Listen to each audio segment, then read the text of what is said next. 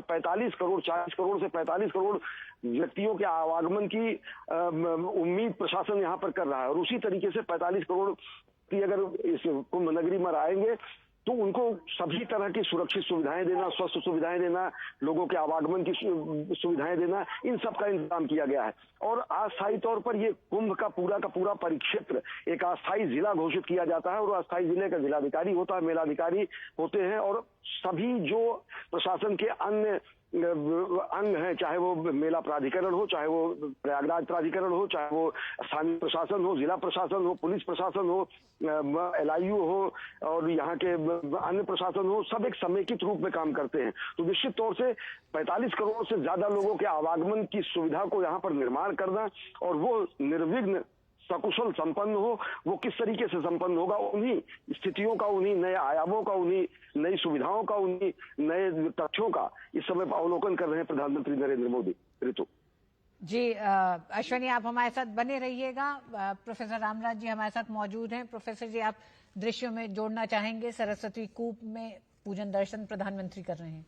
देखिए, सरस्वती कूप ज्ञान का भंडार है और गंगा यमुना सरस्वती की जो बात होती है उसमें इस सरस्वती कूप की इतनी महत्ता है, इतनी विशेषता है कि यहाँ दर्शन करने वाले के ज्ञान की वृद्धि होती है।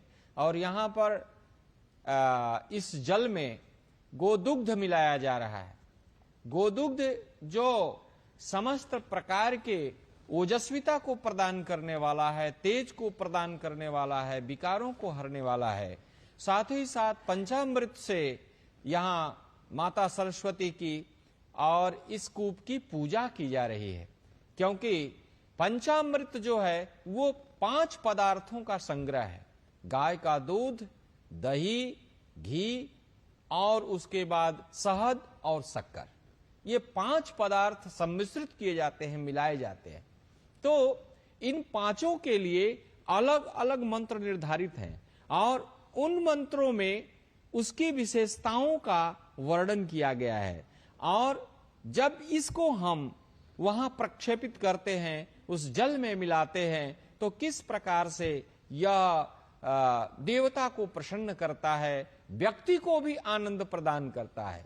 निश्चित रूप से जिस ज्ञान की हम बात कर रहे हैं, चाहे वो डिजिटल ज्ञान हो, आध्यात्मिक ज्ञान हो, पौराणिक ज्ञान हो, वैज्ञानिक ज्ञान हो, किसी भी प्रकार का, उस सभी ज्ञान का जो सार है वह यहां से एक केंद्र के रूप में उद्भूत होता है। इसलिए सरस्वती कूप की रक्षा और उसकी उपासना अवश्य होनी चाहिए। जी, प्रधानमंत्री मोदी जी ने यह समझा है कि सरकार का कर्तव्य क्या है। देखिए, अभी हम लोग चिंतन कर रहे थे कि जब कुंभ का अवसर आता है, निश्चित रूप से सभी श्रद्धालु वहां पर उपस्थित होते हैं। ऐसी स्थिति में एक सरकार को क्या सोचना चाहिए, कैसे घटनाएं घट जाती हैं, सारी चीजों के बारे में क्यों नहीं चिंतन किया जाता है।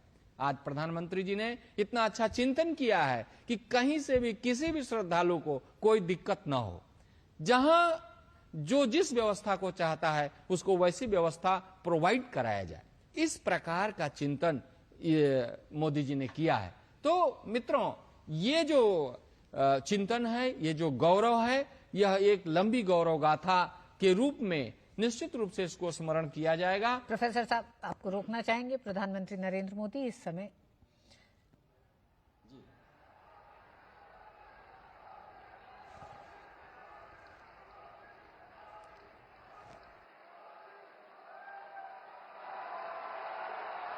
माननीय प्रधानमंत्री जी का आज इस पावन धरा पर गंगा यमुना सरस्वती के